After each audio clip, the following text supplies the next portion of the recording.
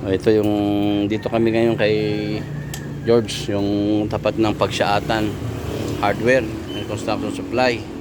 Kasi problema yung alternator namin. Kala ko okay lang na kasi battery lang. Yung pala, sabi nung nagkabit ng battery, baka yung carbon ng alternator kasi di ko makarga. Ano niya? Pinacheck namin dito kay George, putol pala yung isang belt ng ng alternator, yung belt na pang sa alternator. Kaya yan, pinayos muna namin. Buti hindi kami siguro nag-overheat, pero ang init na ng makina eh. Sana hindi naman na-damage yung makina namin. Buti na lang malapit lang yung